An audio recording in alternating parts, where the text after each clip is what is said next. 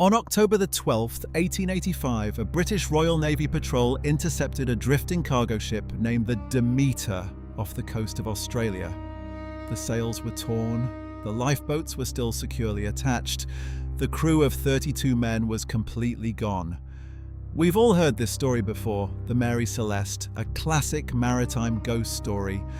But the Demeter was different, because when the boarding party opened the main cargo holders, they didn't find tea or spices or cotton. They found a temple. Someone or something had completely dismantled the ship's interior load-bearing beams, combining them with massive blocks of black basalt rock to build a geometrically impossible shrine inside the belly of the ship. And sitting at the center of this shrine was a cargo that does not belong to any known human civilization. The Demeter departed from Singapore in May 1885, commanded by Captain Arthur Pendleton, a 30-year veteran of the East India Company. He was a man of science and profit, not superstition. According to his recovered logbook, a freak typhoon blew them 400 miles off course into an uncharted sector of the South Pacific. On June the 14th, the lookout sighted land. It wasn't a tropical paradise. Pendleton described it in his log as a dead atoll choked by black hexagonal basalt pillars rising from the water like broken teeth.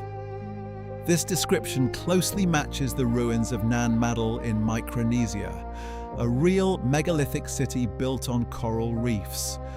But the Demeter's coordinates place this island nowhere near Micronesia. The crew went ashore seeking fresh water. Instead, they found a necropolis, massive structures built by hauling multi-ton rocks across the lagoon without wheels or pulleys. The island was completely devoid of life. No birds, no insects, just the deafening howl of the wind through the stone corridors. In the center of the island, they found a sunken, flooded courtyard. At the bottom of the shallow water lay 6 statues.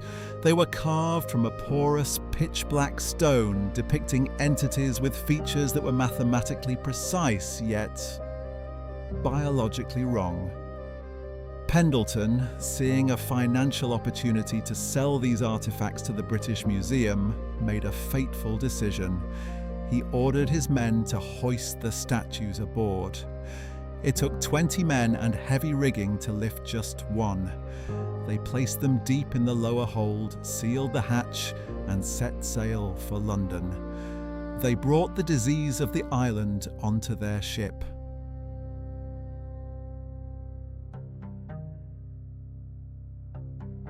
At sea, a wooden ship is a living entity. It groans with the waves, it breathes with the wind.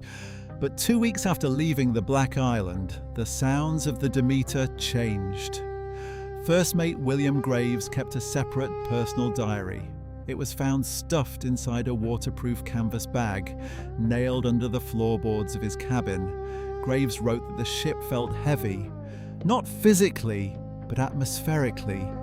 The air in the lower decks became freezing cold, and the smell of ozone, like the air right before a lightning strike, began to permeate the wooden planks. Then came the auditory anomalies. Graves wrote, August the 3rd, the men refuse to sleep in the forecastle. They say they hear a grinding sound at night, like massive stones dragging across the timber. But I inspected the hold myself.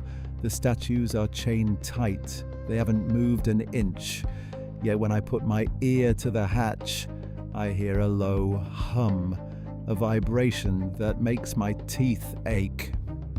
The crew began to suffer from a specific shared insomnia. When they did manage to sleep, they all experienced the exact same vivid nightmare. According to the ship's doctor, the men dreamed of walking through endless, impossibly tall stone corridors. The walls were covered in geometric equations, and in the dream, a whispering voice was trying to teach them how to build something. The architecture of their dreams was bleeding into reality. It was a memetic virus, an idea so toxic it rewrites the human brain to serve its purpose. By August 15th, naval discipline had completely broken down. The ship's carpenter, a man named Elias, was found carving bizarre right-angled geometric patterns into the ship's mainmast with a pocket knife. His hands were bleeding. When Captain Pendleton ordered him to stop, Elias simply pointed at his carvings and said, "They don't like the shape of our ship, Captain. The angles are wrong. The wood is too soft. We have to fix the angles so they can breathe." The next morning, the padlock on the main cargo hold was found broken. The crew had gone down to meet their cargo. The true horror of the Demeter is not that the crew was attacked by a sea monster. The horror is what they willingly did to themselves. On August 22nd, according to Pendleton's final frantic log entries, the crew simply stopped sailing the ship. They abandoned the wheel. They went down into the hold with axes, heavy saws, and crowbars. They weren't trying to sink the ship, they were redecorating. When the boarding party from the Royal Navy finally entered the hold months later, they documented the scene with early magnesium flash photography.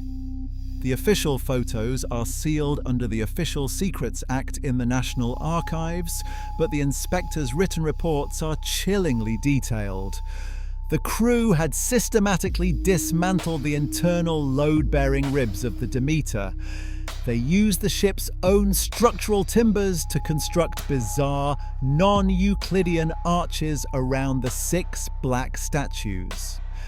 They had somehow rearranged the heavy basalt blocks, moving tons of stone entirely by hand, to create an exact miniature replica of the sunken courtyard they had found on the island. The forensic report states that the physical exertion required to move those stones without pulleys would have literally torn the muscle fibers from their bones. The men worked themselves to death, driven by an obsession they didn't understand. The Royal Navy inspector noted that the geometry of the temple made no mathematical sense. Looking at the angles where the wood met the black stone caused acute nausea, vertigo, and nosebleeds. The structure seemed to fold inward on itself, creating a space that felt larger on the inside than the ship's hull allowed. Captain Pendleton's final log entry is written in a jagged, almost unrecognizable handwriting. It reads, "The temple is complete. The angles are finally right. They are awake now. The sea is calling us to walk the stone paths. The door is open. We are going down to meet the architects." The 32 men of the Demeter didn't jump off the ship in a blind panic. The physical evidence, orderly rows of boots left on the deck, suggests they calmly walked out of the lower cargo doors, stepping straight into the crushing depths of the Pacific Ocean, fully believing they were walking down a grand stone corridor. The British Admiralty knew they couldn't bring the Demeter into port. The architecture inside was infectious. They quietly scuttled the ship. They set the Demeter on fire in deep water, officially claiming the vessel was infected with a cholera plague. The ship burned to the waterline and sank. The 6 black statues now rest somewhere in the dark, crushing abyssal plains of the ocean. But the island is still out there. Modern satellite imagery occasionally captures strange anomalies in that specific empty sector of the Pacific. Geometric, black shapes rising from the water. Shapes that mysteriously disappear beneath the waves whenever research vessels are dispatched to investigate. Some alternative archaeologists theorize that human civilization didn't actually invent architecture. We inherited it. And there are older, darker blueprints hidden in the oceans waiting to be remembered by susceptible minds.